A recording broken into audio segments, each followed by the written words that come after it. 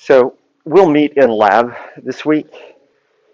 As you can see, um, it will be bad weather on Thursday. Um, but the plan is for you guys to go out and do your goose observations between now and Thursday so that we have data that we can play around with in lab. So when it's all snowy on Thursday, we will happily be ensconced in lab crunching data. Now, Emily might not be able to get out to do her observations until Thursday. She was gone, I think, up until yesterday with a swim meet. So we might not have all of the data, but my hope is to have enough of the data. Oh, okay, all right, you and Emily. Okay, all right. I talked to her this morning about, and she said Thursday, so I'm not sure when Thursday she was thinking. Yeah. Thursday, good chance that I won't be in lab Thursday. Okay. And then that I work Friday as well. When we were in Indianapolis, Uh-huh. our game against Indianapolis University got canceled. It snowed, so we only played one of the Indianapolis. Gotcha. So we're going like up to Iowa, then around to Indy, and then back to Kansas City like Thursday. Okay.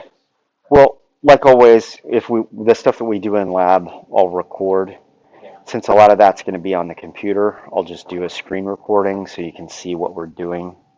I just have all the data because Elizabeth and I are going tomorrow. Okay, all right. Then I'll be sure and get data sheets up on the. I'll send you a link to data sheets so you can fill that in when you're done collecting it. So whatever the case is, whatever data we have on Thursday, I'll go through what the analysis will look like. We'll have an R script that'll be put up on the Moodle site and all that stuff, so that we can make progress on that. And then as Emily's data comes in, if it's not already there, I will just add that to the data set, and then it's just a matter of running the script again, and it'll give you a somewhat different answer because it'll have different data in it, but hopefully the general conclusions won't change. Yesterday, I don't know if you guys know this, but I do a road cruise survey where I go out every other Sunday morning and I cruise the road for roadkill. I've been looking to see what the incidence of roadkill is like as a result of the COVID pandemic. So there was that time when we weren't really locked down. We've never really been locked down, but there was certainly less activity. There were fewer people out on the roads. I noticed this first through the process of bicycling. I was bicycling during March of 2000. I guess that's when it was, March of 2000. Seems like a long time ago. And it just seemed like there was hardly anybody in the road. And when you're bicycling, you have to contend with a lot of drivers on the road. And I noticed it over a series of a couple of weeks. I'm like, oh my gosh, there are way fewer people out driving around because of COVID. So I put together a little sampling scheme I drive from the intersection of 291 and 210. I drive down 210 all the way to Richmond, and the whole way there, I basically search the road for dead animals on the road, and I mark down their geographic locations. Anyway, I was doing that yesterday, and usually my wife goes with me when we do this. It's fun Sunday morning activity at my house. She likes to go to Starbucks, and so we'll go to Starbucks. She'll get a coffee and a sandwich or something. I'll get a sandwich because I don't really drink coffee. And we pulled around out of Starbucks, and while we were getting ourselves together, we parked in the parking lot of Chili's, which is right next. No, not Chili's. What is that? Red Robin. Red Robin. We pulled into Red Robin, which is right next door. And there were two geese in the little grass median sitting right there. We stopped there for probably 3 minutes while we were getting our act together, getting organized. And the entire time, one goose was busy feeding, doing what we would call head down feeding, and the other goose was head up, standing still. And they stayed that way for the entire 3 minutes that we were there. It was a group of two geese. That would be the flock size 2. One goose, head up the whole time, one goose, head down feeding the whole time. We pulled out, we went down past them, we turned left, we went right by them. Neither of them stopped doing the thing that they were doing. So this once again illustrates kind of the point of this data sampling scheme that we have. In a group of two geese, if both of you are feeding, nobody's watching out for danger. And so in that case, you would expect those two geese to trade off the job of vigilance. At some point, that goose that is feeding is going to have to stop feeding and do vigilance so the other goose can start feeding. But in that case, you should expect them to spend about 50% of their time in vigilance and 50% of their time feeding. And that was certainly the case with that one goose. That one goose was on point. Like, he was focused on vigilance. And then, like, if we came across something like that, could we, like, observe those two bees as, like, our small? You could, yeah. And so when you get to focal animal observations, you obviously wouldn't have four geese to do. Actually, I was thinking that as I was watching them. I'm like, oh, if I was an animal behavior student, I would pick this flock of geese because then I only have to do focal animal observations on two individuals instead of four individuals. It is really easy to observe two geese. But that's kind of at the extreme of the low end of flock size. But in that case, they were kind of doing exactly what the models would predict they would do, which is they each spend a lot of time in the act of vigilance simply because there's nobody else looking out. So anyway, hopefully that's the way things will turn out. We'll see what the data look like. All right, so we're continuing this discussion of economic decisions made by animals. We had gotten up to the point of talking about risk of predation. We've already read a long review about predation, so I'm not going to spend a ton of time belaboring the point, but it also gets to the whole goose thing. If you're under risk of predation,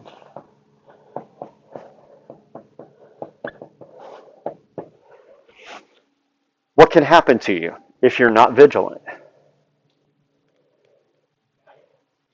Yeah, you could get killed and eaten. So vigilance has its benefits. It keeps you alive.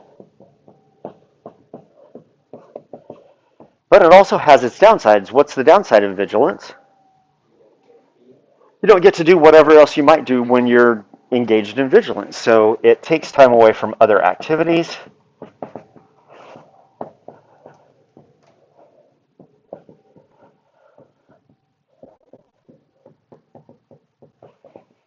This is especially true if vigilance is an exclusive behavior. So we talk about behaviors as being exclusive or non-exclusive based on while you're engaged in it, is it possible that you could be doing something else? So you can envision a situation in which you can be engaged in vigilance and also still be engaged in feeding if the feeding that you're doing allows you to still keep an eye out for danger. So not all vigilance is necessarily exclusive, but if you're distracted, vigilance is probably less effective than if you're putting all of your attention into vigilance. And so there's a cost to avoiding predation, and of course there is a benefit to avoiding predation. And when we think about economic decisions, we're always thinking about this balance of cost relative to benefit.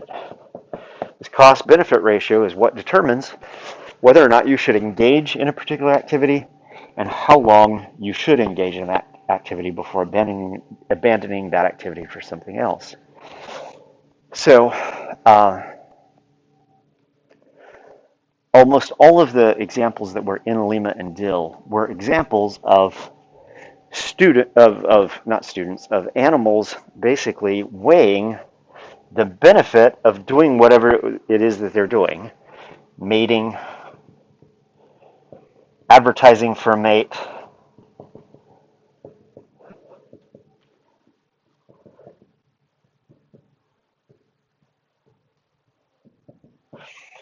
feeding. A lot of that paper focused on feeding behavior. All of these things are benefits to the individual, but this was always at the cost of potentially dying because you are engaged in one of these other activities. And so that was the thrust of the paper of Lima and Dill. You always have to be factoring in that risk, that cost, in your economic decision about how much food do I need to get to make it to the next day? Does that food put me at risk of predation? Is my risk of predation greater than my risk of starvation? One of the reasons that so many of the studies that were cited in Lehman and Dill were about feeding behavior under the risk of predation is that that's an absolute sort of failure. If you don't eat, you could starve to death, and then it doesn't matter if you're mating or not, because you aren't alive the next day to mate anyway. Mating, you could potentially forego. If you're in an environment that is rich in predators, and you need to forego mating today to mate tomorrow when maybe there's less risk of predation, fewer predators, you can do that, and it doesn't really cost you all that much. It costs you one day of mating. Feeding, on the other hand, is not necessarily something that you can put off. You maybe put it off one day, but you can't put it off multiple days in a row simply because of risk of predation. There comes a point where the risk of starvation begins to balance the risk of predation, and then you just have to eat. And then you have to eat in a way that reduces the risk of predation as much as possible so that you can avoid the risk of starvation. And so that was kind of the thrust of that paper. Questions about that?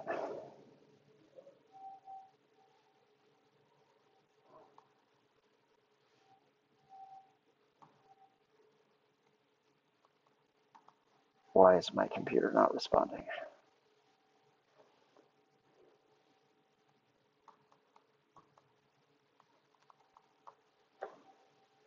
Okay, I don't know why my computer is not responding.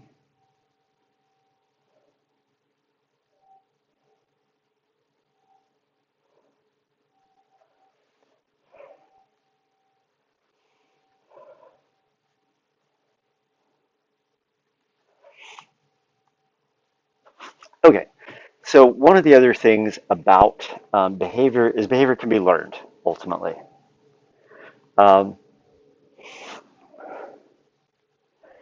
Oftentimes we see that social learning is useful, and the value of social learning depends upon once again, the circumstances in which social learning is important. So when we look at sticklebacks are these fish. They're fairly small fish. They live in these ponds up in Canada, and there are different kinds of sticklebacks even within the same species. There's a lot of variation, and a lot of this variation has to do with the skeletal structure of the sticklebacks. In some cases, these sticklebacks are heavily armored. They have really thick, strong skeletons, and in other cases, they have relatively weak, smaller diameter bones, etc., etc.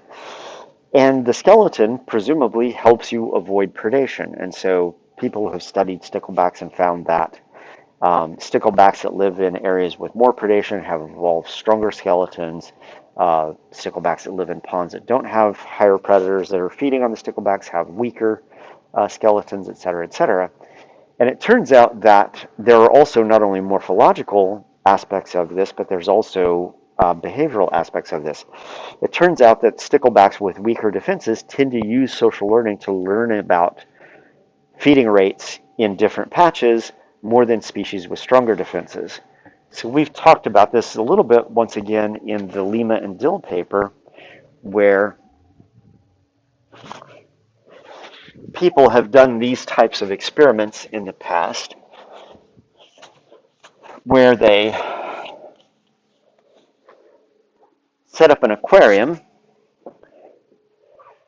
and in this aquarium there's water, and then there's a feeding delivery tube on one end and a feeding delivery tube on the other end. They draw a line down the middle of the aquarium, And on one side of this, they will put a jar, and in this jar will be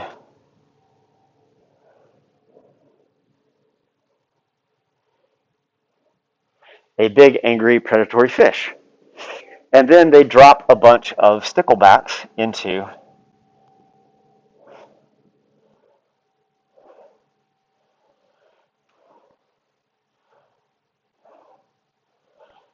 the aquarium.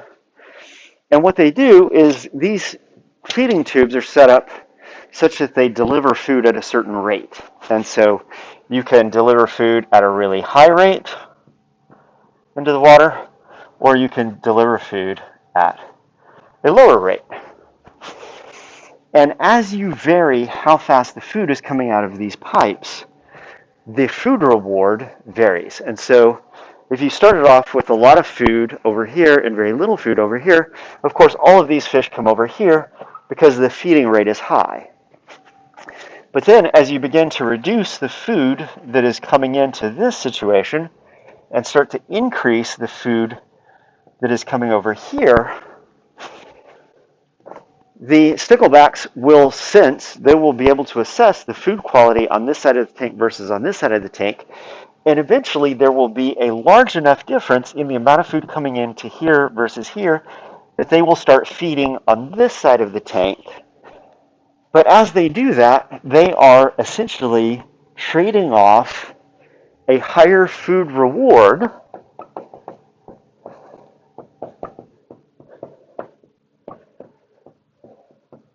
with a higher risk of predation. Because the fish aren't small enough, if this container is built well, they're not smart enough, they can't see that that fish is actually in a transparent container. All they see is big predatory fish, stay away. And big predatory fish stay away is a pretty good rule unless you're not getting any food where you're currently located. And so for a higher food reward, you might expect a higher risk of predation. Well, how do you learn that there's a higher food reward? Well, these fish are constantly darting back and forth. Well, the sticklebacks can see the big fish, but the sticklebacks can also see one another. If they see a fish coming over here, feeding more often, because there's a higher level of food over here, they will learn, there's food over there. The other thing that they see is they see a fish over here in the presence of a predator, eating and not getting killed and eaten. You could also make this partition not just a partition that is drawn on a glass. You could actually insert a screen. And in that screen, the gaps in the screen are big enough that the fish can go through, but they are small enough that the big predatory fish can't go through. And then instead of putting the fish in a jar, you just let the fish roam free. Now, if little stickleback comes over, swims through the screen to eat, this is now no longer a non-lethal threat. This is a potential lethal threat. I can't spell lethal. This is now a lethal threat. And so any fish over here, if they see a fish come over here to get the higher food reward and also get killed and eaten in the process, once again, they can use that information to ascertain whether or not it's worth them going over into that area. If you have strong defenses, if you have a strong skeleton that helps protect you from predation by these larger fish, it doesn't really matter which side of the tank you feed on. You go and feed on whichever side of the tank gives you the most energy, because you are protected somewhat because of your morphology to predation. However, if you're a weaker fish with weaker defenses, you have to use learning in order to decide which patches are good in terms of food supply, which patches are poor, and which patches are high and low in terms of predation risk. And the nice thing about sticklebacks is you can study this in relatively simple mesocosms like an aquarium. This is one form of social learning. Questions about that?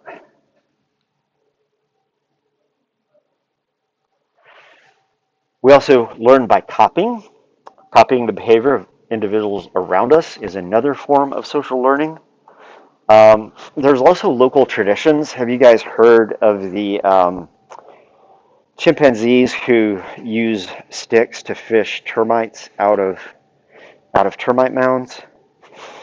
This is a behavior that began in one particular troop of chimpanzees in one part of Africa. They basically find a termite mound, they get a stick, they pull all the edges off of it so that it's relatively smooth. They stick it down into the termite mound, they wait for the termites to attack it, then they pull it out, and what they do is they kind of put the stick in their pinky finger and then cup their fingers around it, and as they pull the stick out, it knocks the termites off into the palm of their hand, and they do that while their face is right here, and as the termites come off, they just basically eat them up as they're coming into the palm of the hand. A pretty efficient way to utilize a locally abundant source of energy and nutrients.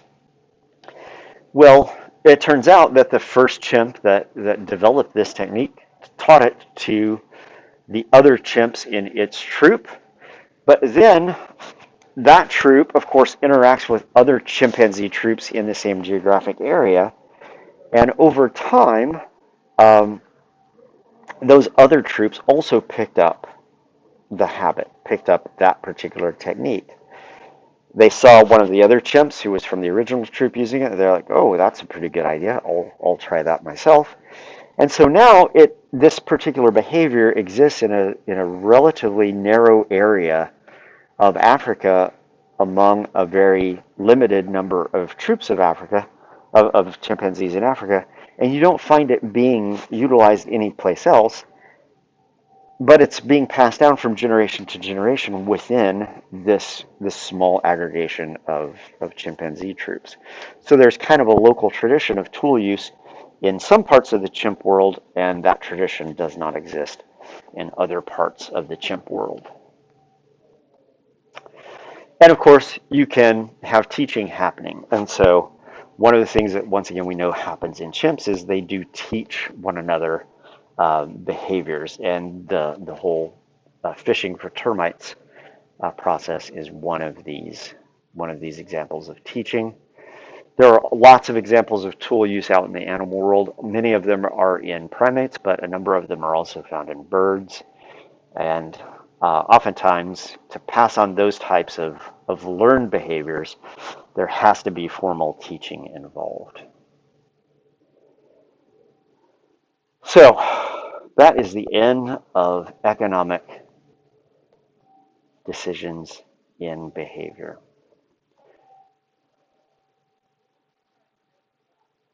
Oh, it's starting over. Okay. Questions about all that? The diminishing returns curve is crucial. Deciding when to leave a patch as it's defined by the diminishing returns curve and the time travel between patches, et cetera, et cetera. Those are these kind of fundamental ideas. The giving up time, all of that stuff. Ideal free distribution, which is that individuals will distribute themselves across the resources such that everybody in the environment is getting the same rate of return. That's an important concept. The example of that from humans is the supermarket queue. I have to go to the supermarket today after I get done at school to do the weekly shopping run, and that's always on my mind. But then also the ways in which information plays into decision making becomes important, and that's what a big part of the last part of this chapter has dealt with is information. How reliable is it? How uncertain is it? How do you actually measure the kinds of information that you need to make these decisions? And how does cognition and learning and things like that figure into information processing? Those are all big themes of this chapter.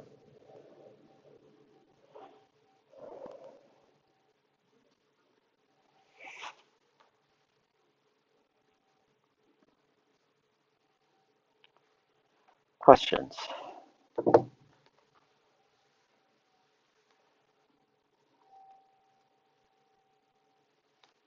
All right, then we're going to just press on. The next chapter, we're now a little bit ahead. So we'll still talk about Parker and Simmons, which is about economic decisions made by animals. Talk about that on Wednesday, but we're going to go ahead and press on to predator-prey interactions. So the things that you should kind of know by the end of this chapter is you should know the predation sequence. The predation sequence is a way of thinking about predation that these authors kind of developed, I think. It's the only place that I've really seen it written about. We went through it back in evolution and ecology. I'm assuming you don't remember that, so we're going to go through it again. At the beginning of the chapter, they talk about predator-prey arms races, and you, once again, have experience with a predator-prey arms race from BIO357. So we'll go back and we'll review that briefly. We won't go into it in nearly the amount of detail that we went into it back then, but it's a good example of how predator-prey arms races works.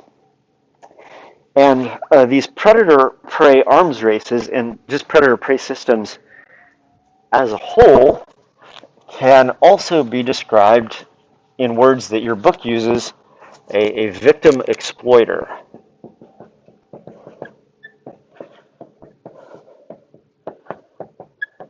Because not all predators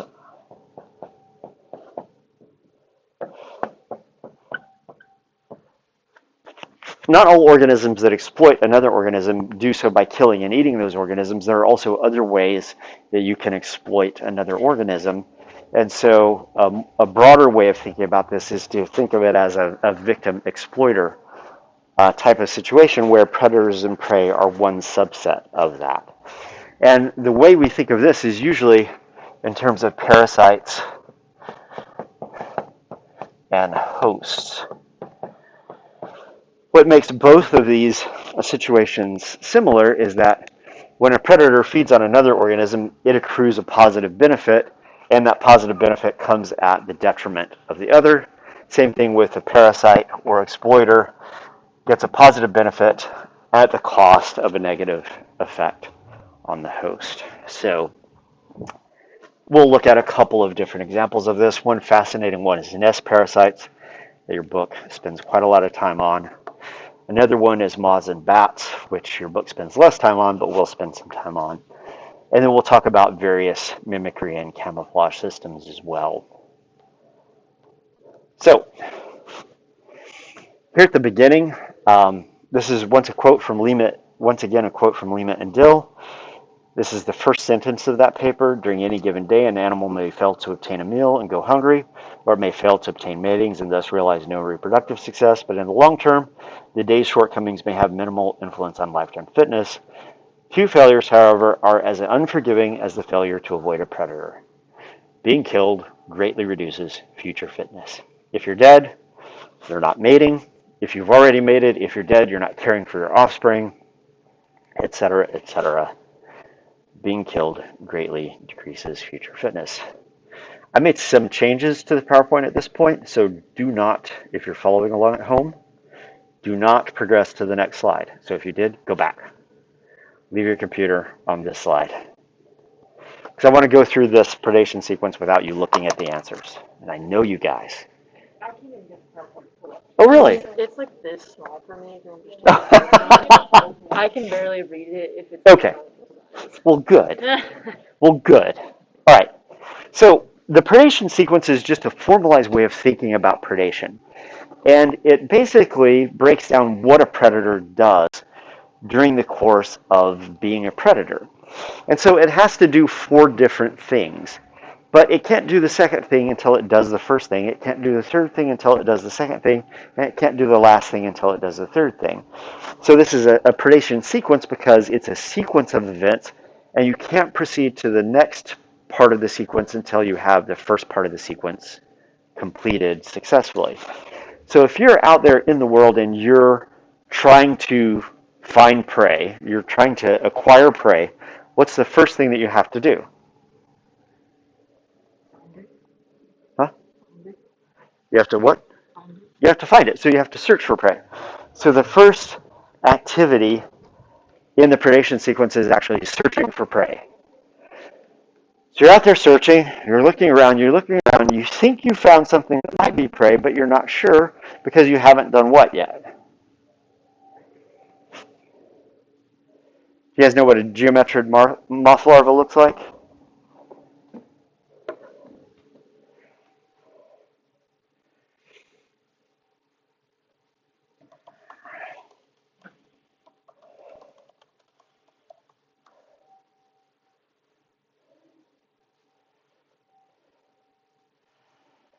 Geometric moth larva. So you're a bird. Oh, crud. Always this issue. Geometric moth larva. You're a bird. You're flying around. You see something. You think. Moth larva? Twig. Moth larva? Twig. Moth larva. Twig. Moth larva.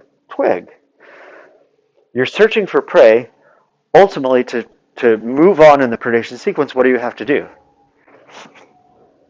Figure out if it's a moth larva or a twig. You have to figure out if it's a moth larva or a twig.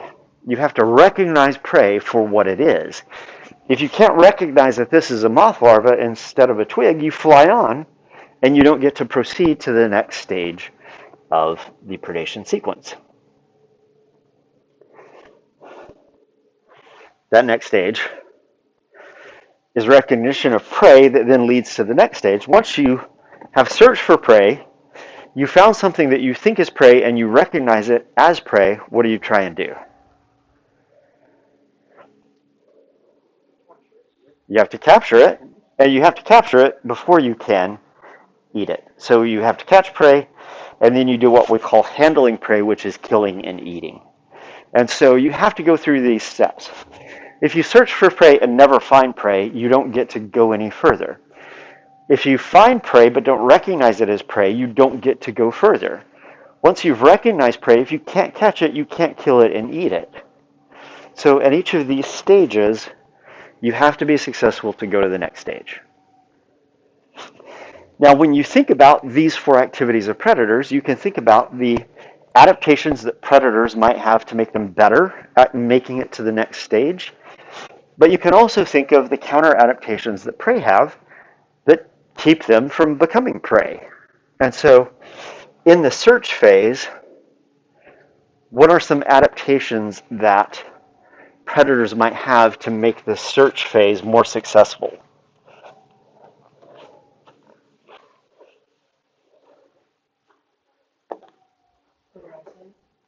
Better eyesight, good visual acuity. What else? We talked about a badger foraging, and when it gets into a patch, what does it do? Does it keep moving in a straight line?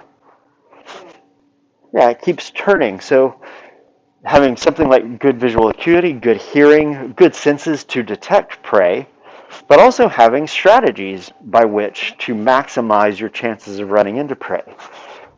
These would all help a predator. So you might have improved visual acuity. You might search in a limited area where you know prey are likely to be.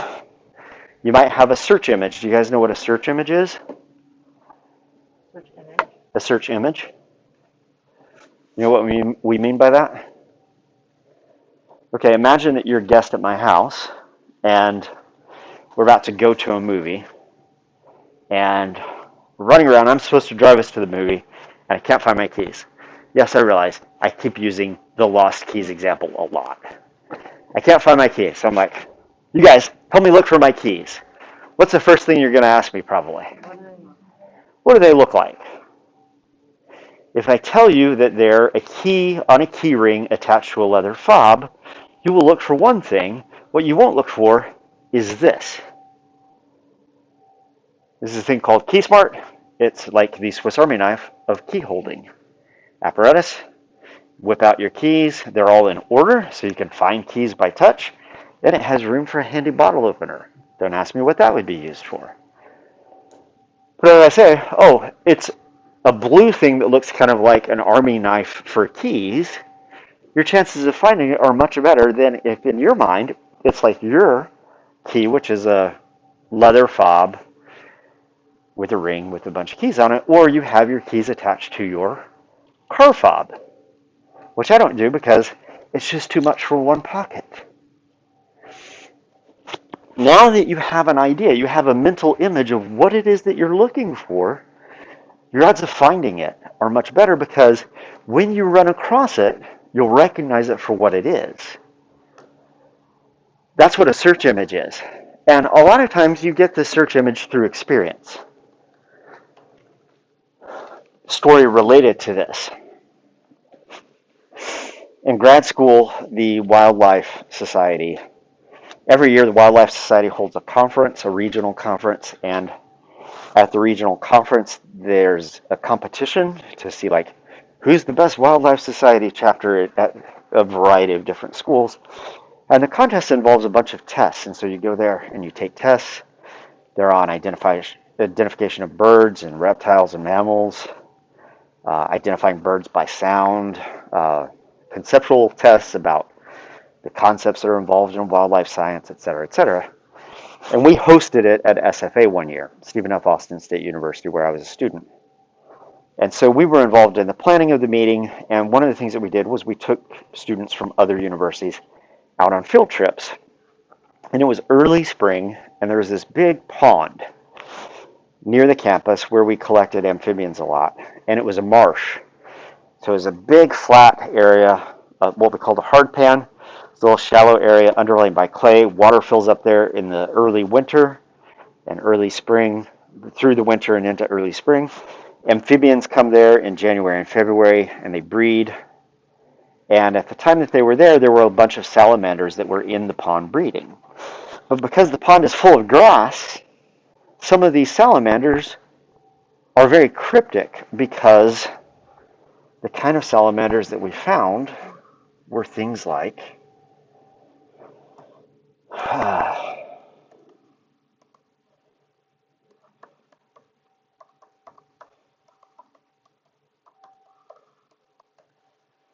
and I spelled it wrong.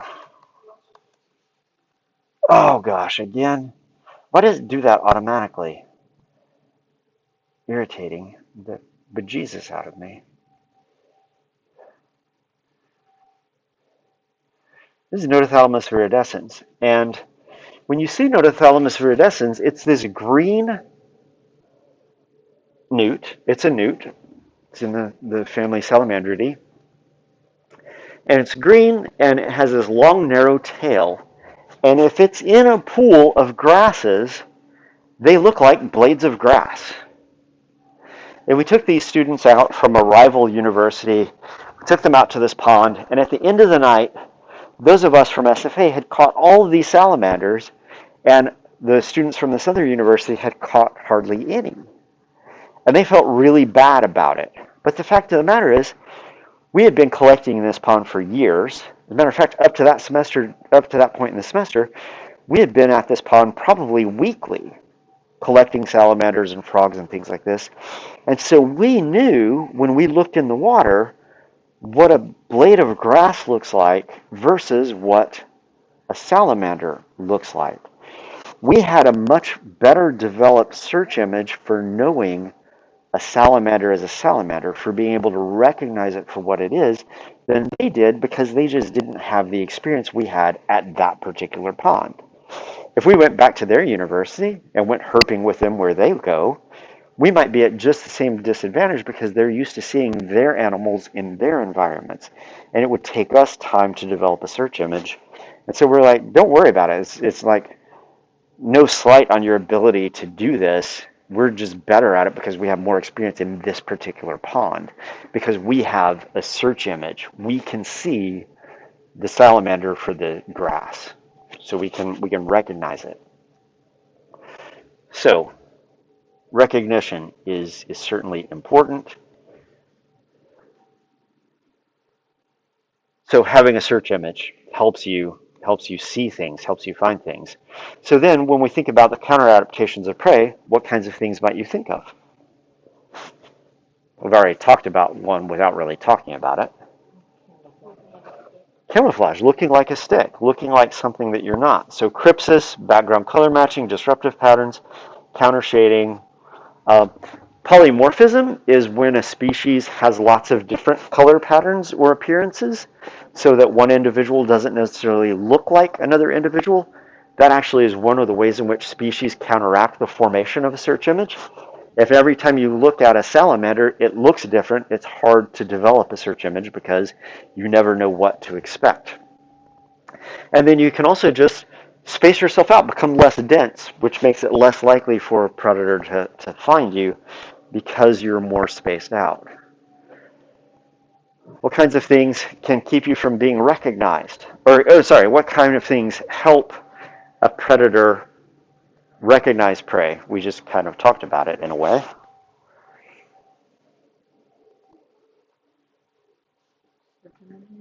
Hmm? So forming a search image, though, involves learning. So you have to spend time with the prey that you are with in order to form a search image. But if you don't have the ability to learn that, you don't have the cognitive ability to learn that and remember that, then that search image isn't going to do any good because it's going to evaporate over time. And so you have to learn what prey look like. What do prey do to counteract this? Well, they do a lot of these things we've already talked about. They masquerade, which is resembling an inedible object. So separate camouflage from masquerading.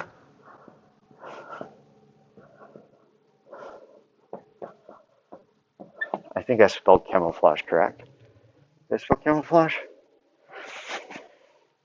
Masquerading is resembling an inedible object. That was the geometric larvae resembling a twig. You look like something inedible, so they just pass you by. There are species of spiders that look like bird droppings, all kinds of things. Camouflage is oftentimes in the category of crypsis, just matching your background, disrupting your body lines with some strategies that we'll look at it specifically later. Warning signs might signal toxicity. So if you're a coral snake, you advertise the fact that you are toxic. That color pattern is learned by the predator. The predator leaves you alone because they recognize that you are not good prey. And you can deceive predators by mimicking defended predators. And so we have two types of mimicry. We have Batesian mimicry.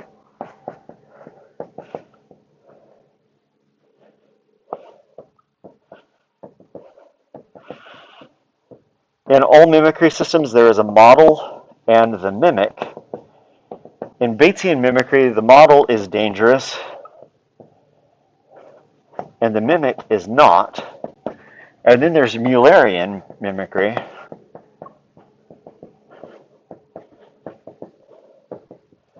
In this case, the model is dangerous and the mimic is also dangerous. And so these things reinforce the aposematic signal. The aposematic signal is the coloration or whatever that signals to a predator that you're dangerous. If everybody in the environment is dangerous, then predators learn very quickly, avoid banded snakes. If, on the other hand, there's one species that is dangerous and another species that is not dangerous, the predator takes longer to learn through experience which one is the model and which one is the mimic, because it's not reinforced as much. So we can have Batesian mimicry where a non-dangerous prey mimics a dangerous prey. We can have Mullerian mimicry where dangerous prey mimic other dangerous prey. And they do it, this mimicry is almost always through some sort of aposematism. Oftentimes we think of aposematism as a color pattern, but you can have other forms of aposematism. You can have auditory aposematism. There are other ways to signal to a predator that you are dangerous. So looking like things that aren't edible and then advertising that you're dangerous, even sometimes when you're not. When it comes time to catch prey, what can predators do? What are some adaptations that predators have?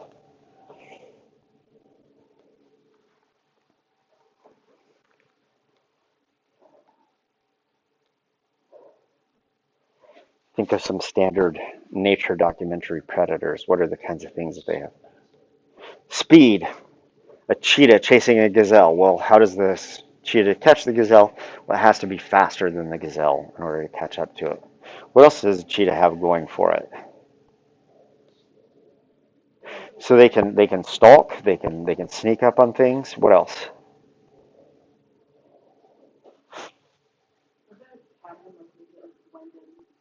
So they can also be camouflaged. That helps with the whole sneaking and stalking.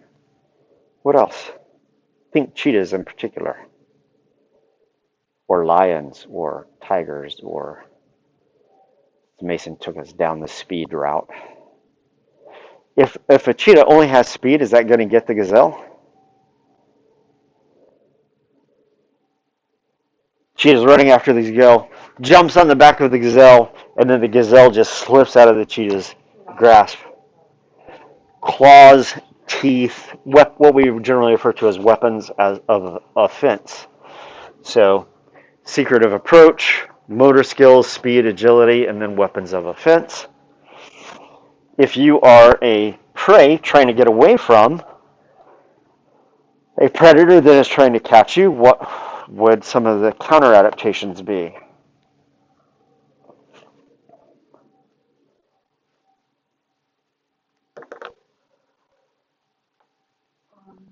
probably also be like kind of fast. It's like you're If you're a gazelle trying to outrun a cheetah, then it behooves you to be faster than the cheetah. So obviously speed and agility would be useful. What else? If you have weapons of offense, what might you have? Weapons of defense. What do gazelles have? They have horns. What do elk and deer have? They have antlers. So in the event that you can't outrun the cheetah, you can always turn on the cheetah and fight back. So um, obviously you can have speed, but you can also have a signal to a predator that tells the predator that I've seen you, that I've noticed that you're there. This is a situation called stotting. And I'm surprised that I don't have a picture of this, but it's easy enough to find on the internet. Stotting, yep. T-O-T-T. S-T-O-T-T. I'm guessing you can't see my screen again. Of course. This is an animal stotting. This springbok get their name from this behavior. Stotting involves a gazelle or an antelope that will basically jump up on its legs stiffly, and so all four legs are stiff and out, and they basically prance with just utilizing their ankles, and they go boing, boing, boing, boing, and they only do that when there is a predator around. And what it is when they have spotted a predator, they engage in this behavior that is very visible to the predator. And what it signals to the predator is, nanny, nanny, boo, boo, I see you. So you can start chasing after me, but I know you're coming. I know where you're coming from, and I know that you're way the heck over there. So don't even try. Boing, boing, boing, boing. Really funny. It does look really funny. It's also not a very good way of locomoting. So the animal puts itself at some risk when it locomotes that way, because it's not like a gazelle running at a full blast. It's boing, boing, boing, boing. And so it's a kind of signal that an animal is only going to engage in when it knows that it is safe. If you're a cheetah and you're about to chase after that thing, and that animal signals to you, I know you're far enough away that you can't touch me. What are you, the cheetah, going to do? Go find a springbok that hasn't seen you, hasn't advertised the fact that you've been noticed. So that's what this means when. Are you watching an actual video of it? Yeah.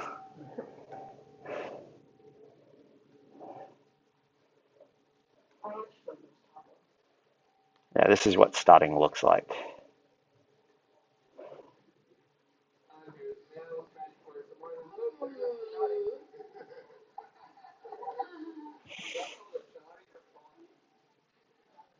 So, anyway, They do this behavior. It's weird. It's not a particularly efficient way of locomoting. So once again, an animal is only really going to engage in it when they feel safe. And so that's what this first thing is on this list. Signaling to a predator that it's been detected. Escape flight, obviously, that would involve something like speed. Do you guys know what startle responses are?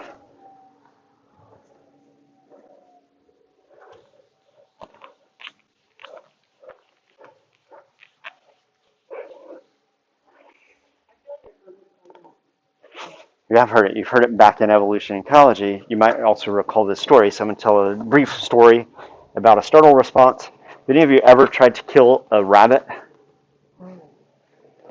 You have. You've tried to kill a rabbit? Yeah, but they scream. What do rabbits do when you try and kill them? They scream bloody murder. I worked at a zoo when I was in graduate school, and I worked in the amphibian and reptile house, and we had these reticulated pythons, these gigantic, like 30-foot long pythons. They were big, and we fed them adult, like domestic rabbits. And adult domestic rabbits can be pretty big. We bought them from a supplier. They came in, they were alive, and I had to go back behind the reptile house and killed the rabbits before I fed them to the snakes, because you don't ever feed a snake a live animal because the live animal might damage the snake in the process of the snake trying to subdue it. And so I had never done this before, so I asked my supervisor, okay, so I have to go kill the rabbit. How do I kill the rabbit? And he's like, oh, cervical dislocation. Commonplace enough. You put something on the neck of the animal, you pull up, it dislocates the vertebra, the animal dies like that. So if you're killing animals for feeding, it's a relatively humane way of going about it. Except if you've ever picked up a rabbit, guess what a rabbit doesn't have much of? Doesn't have much neck. So he gave me the stick. There's a stick in the reptile house that was kept around for killing the rabbits. Took the rabbit out into the backyard behind the reptile house. There's a fence, and there's a walkway just on the other side of the fence, and there's bamboo to keep people from seeing in and stuff. But I get the rabbit on the ground, get the stick of wood on the neck, and then at that point, the rabbit knows what's coming. And all I have to do is put pressure down and pull up on the legs, and we're done. Except the rabbit is really strong, and as I start to put a little bit of pressure down on it, it screams. And I'm like, bah! And the rabbit is off and running. But it's an enclosed area. It's fenced all the way around, up against the building. And two things happen. One, there's a family with some little kids, and they're like, Mommy, what's that? And I'm like, oh, crud. The kids have heard me trying to kill the rabbit unsuccessfully. And so I'm running around the back of the reptile house, and the zoo director comes around the corner, and I'm hot and sweaty and panting and running around like a fool, and he just stops and shakes his head, and he's like, you let go of the rabbit, didn't you? I'm like, yes, I let go of the rabbit. But it was that scream that caused me a moment's hesitation that allowed him to pull his legs out of my hands, and then he was off and running. I caught him eventually, and I killed him, and I fed him to a snake. But that's what a startle behavior is. And all it needs to do is give you that split second that allows you to get out of the grasp of the animal trying to catch you. It works for rabbits with the scream that they make when they are in danger. Moths have eye spots on their underwings, so that they pull the forewings out, reveal those eye spots. It gives the predator just enough of a hesitation that moth can fly away. This is what startle response are, things like eye spots. Things to deflect the attack. You can have antlers, which will deflect an attack. You can have scales, like on a pangolin. You guys know what a pangolin is? Pangolin is a type of armadillo-like animal.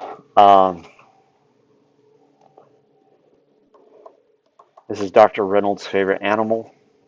It's her spirit animal creature. There's actually one of these on her desk in her office. If you're ever in her office, they're armored with these scales all over their body, kind of the Southeast Asian version of an armadillo. Turtles have hard, bony skeletons that protect their soft parts. All these things are things that deflect attacks.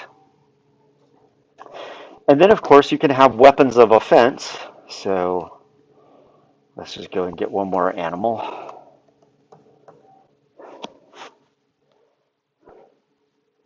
I'm not thinking of, what is that? Well, ibex work.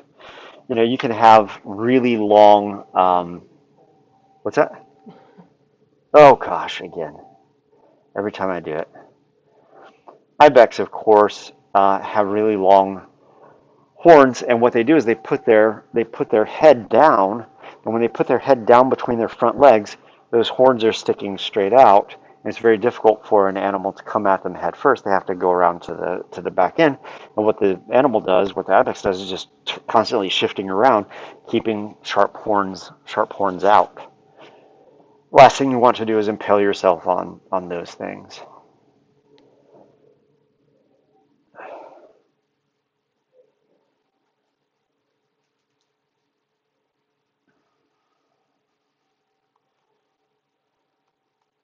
So weapons of offense. So now you've found the prey, you've recognized it as prey, you've caught it, now you have to kill and eat it. And that was the case with me and the rabbit. I caught the rabbit, but I had to kill and eat it, and I didn't get to the kill and eat part very quickly because it had a startle response that got it out of the capture phase. And then I had to re-engage into search. I had to find where the rabbit went, and then I had to recognize that it was the rabbit, which was pretty easy because it was a grassy yard. And then I had to chase it down and catch it again in order to proceed to the next phase, which is handling prey. What kinds of things do organisms have, predators have, to help them kill and eat prey? Some of these are already up there. Strong jaws, teeth, things like that. What would be some defenses that prey might have? So you've caught a turtle, now you're trying to eat it. Yeah, so one of the things that combats a strong jaw and teeth is having a really strong shell that makes it impenetrable, basically, from that. What other defenses do prey have? They might have things like toxins and things like this, so then the predator would have to have evolved some sort of resistance or detoxification ability. So the subduing skills and the weapons to do it, and also detoxification ability, these work against things like spines, tough integuments, and things like this, and toxins. So this is the predator sequence, the predation sequence. What does the predator do? What adaptations do predators have to do these things? What prey counter adaptations do prey have to avoid having these things done to them? The things that I like about the predator sequence is it breaks it down into a series of phases that make sense, and it also allows you to think about adaptations of both predator and prey in the context of each of these different phases. And so for me, it's a good way to organize how I think about predation when I think about predation.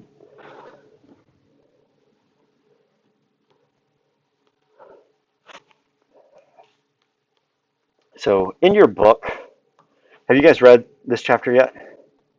Okay. All right. So in your book, they talk about predator-prey arms races. There's a whole section of the textbook that talks about the Red Queen hypothesis and what that is. So we won't get to this until Friday. And I realize you guys are probably concentrating on Parker and Simmons to get ready for Wednesday. So we're at 5 minutes of. I could ask you these questions, but you won't know the answer to these questions because you haven't read the chapter yet. So we'll just put off the remainder of this conversation until Friday. And so for Friday, read chapter 4 if you haven't started doing that already. And for Wednesday, we'll be sitting here talking about Parker and Simmons. Do you have any questions about Parker and Simmons here at the outset? Do you have any questions about what I'm looking for in the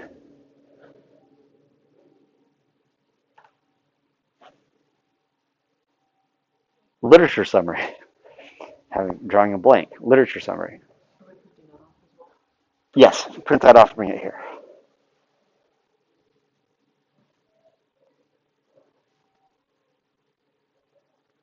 If you go onto the website,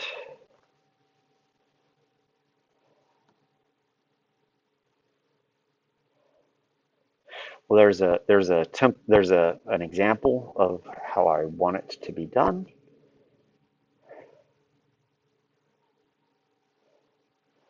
Why do I not have the rubric on there? Okay, I need to add the rubric. So there's a rubric that you will be used to evaluate, and I have it. I just didn't get it uploaded, unless it's in.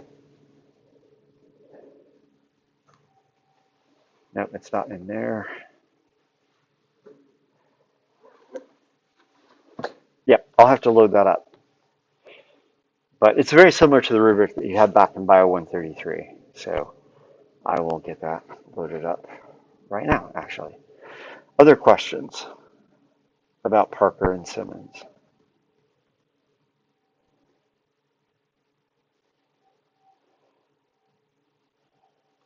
All right. Give me just a sec.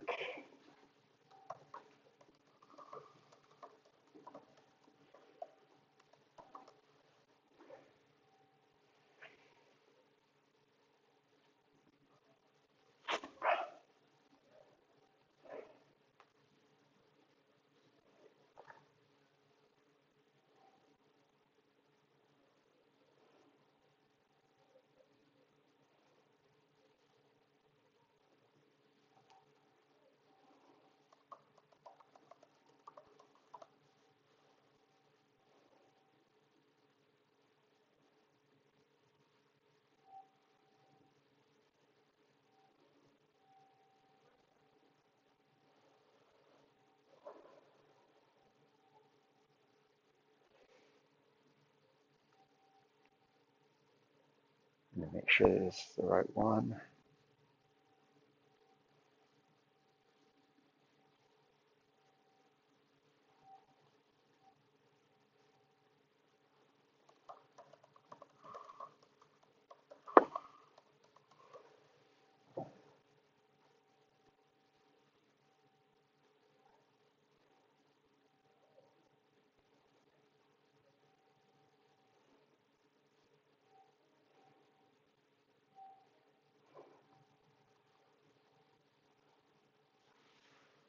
Yep, I believe it is the correct one.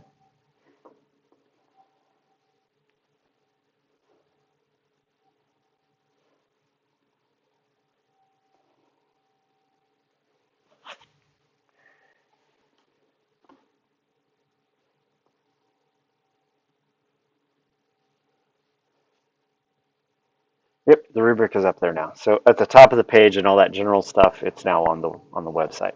So in theory, you should be able to go through and grade your literature summary before you turn it in, and that's the best. That's the best of all possible worlds. Remember the conversation that we had on the first day about what I think of as effective critical thought. I illustrated that with the example from the Shrike study, your ability to think about what has been done and then be able to think beyond that to what the next steps would be. Because this is an older paper, chances are those next steps have probably been done at some point by someone since that was published. It doesn't matter. Because chances are you aren't going to go and look for those papers anyway. I want to know what you're thinking about. Okay, if I was going to continue studying this idea of how long should animals mate with one another and when should they be giving up on that? What other questions are there to ask about that set of ideas? how do animals make decisions about how they allocate time to one activity, mating, at the expense of other activities, then you need to be thinking about what those next steps would be. All right, I will see you guys on Wednesday.